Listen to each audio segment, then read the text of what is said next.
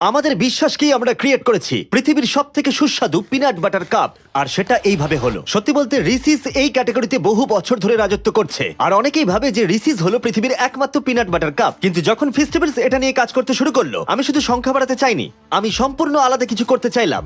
একদম শুরু থেকে বলছি, আমি কাপের দুটো বড় প্রবলেম সলভ করলাম। প্রথম হলো পিনাট বাটার, যেটা কাপে দেখা যায় কিন্তু শক্ত হয়ে জমাট বেঁধে থাকার জন্য ওটার স্বাদ ঠিক পিনাট বাটারের মতো লাগে না, কারণ ওরা টাকা বাঁচাতে চায়। আর আমি ভাবলাম যে আমাদের কাপে আমরা যদি আসল পিনাট বাটার জার থেকে বার করে এটার ভেতরে দিই, সেটাই আমরা করলাম। ফেস্টিভ্যাল পিনাট বাটারের মধ্যে যে পিনাট বাটার আমরা দিয়েছি সেটা আসল জারের মতোই খেতে, আসল পিনাট বাটার। এবার আমাদের পরের চ্যালেঞ্জ ছিল এটার আকৃতি, কারণ তোমরা দেখতে পাচ্ছ এটার ভেতরে আমরা প্রচুর পিনাট বাটার দিয়েছি, তাই এটাকে আমরা আরো বেশি বড় করতে চাইলাম যাতে জায়গা বেশি থাকে। তারপর 40টা মোল্ডস টেস্ট করার পরে এই শেপটা আমরা ক্রিয়েট করলাম, এই ডোম শেপের পিনাট বাটার ফেস্টিভ্যালস কাপ।